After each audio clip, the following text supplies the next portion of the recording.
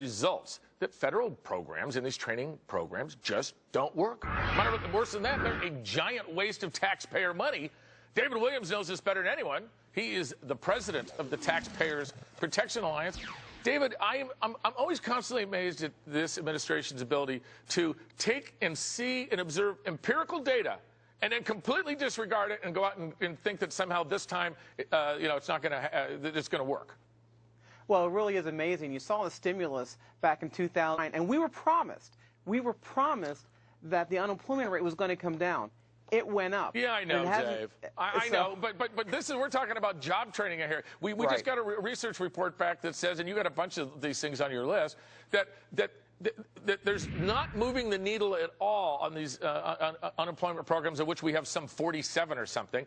Yeah, why is it don't they work? I mean, we have a mismatched labor pool. Why is it that these things are a giant waste of money?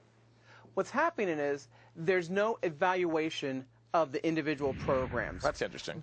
That's the first and foremost, because you have examples where they're giving $730,000 to pay off student loans at the University of Iowa.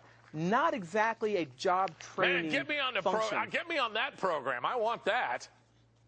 And you have $31 million in the Job Corps in L.A., where they signed a multi-year lease for this building, and they didn't need to do a multi-year lease. So what's happening here is that the Department of Labor is not evaluating. You need to evaluate, you need to consolidate, and then eliminate. Because there are 47, you mentioned 47 programs, $18 billion, and they're not working. And what we're going to see next week is we're going to see we have to put America back to work. That's always the catchphrase that every president uses, is put America back to work. What does that mean? It means more federal spending and zero guarantee that it's going to work. Yeah, I'm reading a list of some of these. I mean, it's unbelievable. The CEO of an Iowa training firm funded by federal dollars goes to jail for 84 months for stealing $2 million.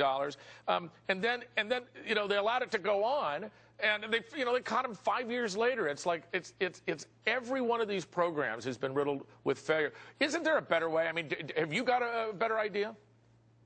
Well, first of all, we need to see which programs are working. There actually may be a couple that are working. Find those and stick to those, but really leave it to the private.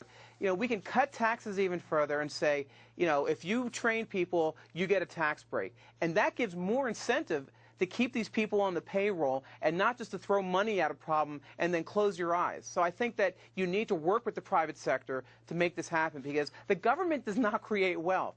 The private sector does. Sure. Well, look, we have veterans who are coming back that need jobs, et cetera. Well, have they done any programs where they actually use this thing? It's called the Internet. It's a really intriguing technology.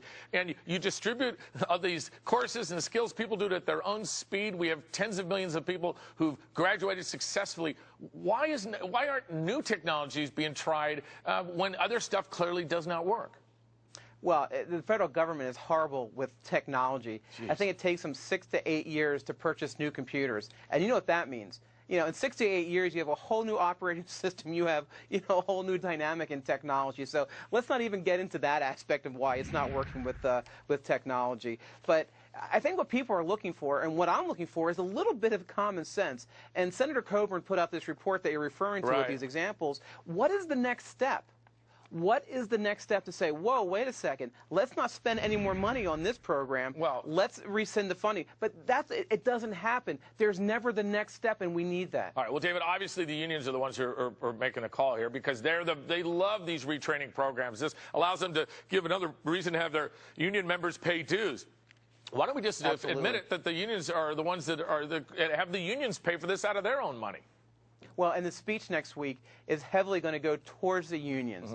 And it's really going to be a shout-out to them, because, there's been some reports that he's kind of losing favor with the union. So, I mean, you're right. All of this is kind of in one big ball, and we're going to see a lot of it come out next week. All right, David, as always, it's great to have you. Thanks for being with us. Thanks.